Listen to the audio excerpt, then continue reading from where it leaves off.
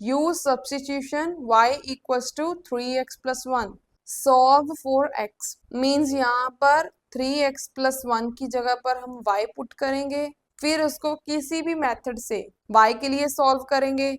जब हमारे पास y की वैल्यू आ जाएगी देन यहाँ पर y की वैल्यू पुट करके x की वैल्यू निकाल लेंगे।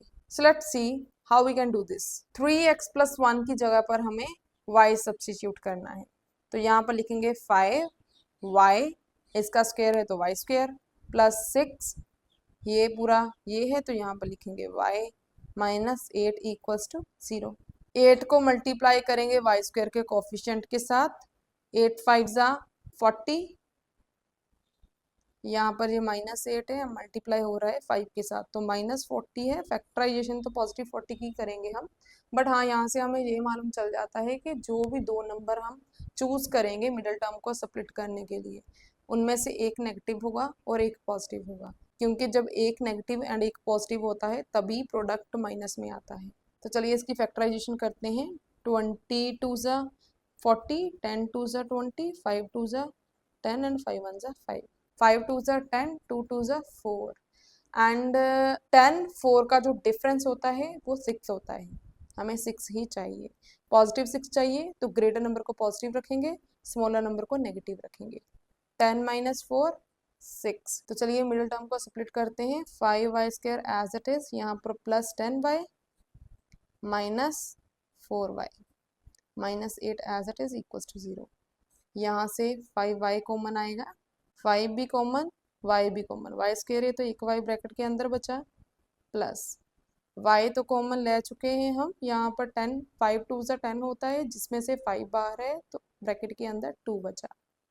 यहाँ से हम माइनस भी कॉमन ले सकते हैं, दोनों के पास माइनस है, एंड 4 भी कॉमन ले सकते हैं। 4 लिखा हमने यहाँ पर अकेला y बचा, माइनस बाहर जा चुका है तो प्लस बचा। 4 2 ज़ा 8 होते हैं जिसमें से 4 बाहर है तो अंदर क्या बचा ब्रैकेट के 2 इक्वल्स टू 0। अब ये दोनों ब्रैकेट सेम है तो इसका मतलब यहाँ तक हमने सारे स्टेप्स बिल्कुल सही किए हैं। y plus 2 take common out, तो अब ब्रैकेट के अंदर क्या बचा 5y माइनस 4 इक्वल्स टू 0। अब इनको इक्वल्स टू 0 के रखेंगे, यहाँ से y की वैल्यू -2 एंड यहाँ से y की वैल्यू 5y इक्वल्स टू, ये दूसरी साइड जाने के बाद positive 4, y equals to 4 divide में गया 5 तो 4/5। y की ये दो वैल्यूज आ रही हैं एंड y की ये दो वैल्यूज के लिए x की भी दो वैल्यूज आएंगी। अब यहाँ पर देखो y किसके इक्वल है 3x प्लस 1, यहाँ से x की वैल्यू क्या आएगी y, इसको इस साइड शिफ्ट किया तो -1 equals to 3x, x equals to y minus 1 3 divide में चला जाएगा। तो यहाँ पर अगर मैं y की वैल्यू -2 पुट करूँ तो -2 -1/3 equals to x, -2 -1 -3/3 equals to x, minus minus plus हो जाएगा साइन नेगेटिव, 3 से 3 कैंसिल 1, तो x की वैल्यू -1। जब y की वैल्यू -2 है तब x की वैल्यू -1 आ रही है। सिमिलरली इसके लिए चेक करेंगे, यहाँ से अगर मैं y की वैल्यू 4/5 पुट करूँ, -1/3 इक्वल्स टू x, एलसीएम लेंगे न्यूमरेटर में, ये इसके साथ मल्टीप्लाई हो जाएगा 4 - 5/5 डिवाइड में ये 3 इक्वल्स टू x, 4 - 5 -1/5, ये डिवाइड की जगह पर अगर मैं मल्टीप्लाई डाल दूँ तो इसका रेसिप्रोकल हो जाएगा, ये क्या है 3/1 तो ये 1/3 हो जाएगा इक्वल्स टू x। तो यहाँ से x की वैल्यू क्या आ रही है -1 1 ज़ा 1 5 3 ज़ा 15।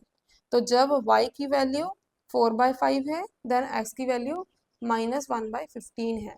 क्वेश्चन में हमें x के लिए सॉल्व करने को बोला था, तो एट लास्ट हम x की दो वैल्यूज लिख सकते हैं, x equals to -1 and x equals to -1/15।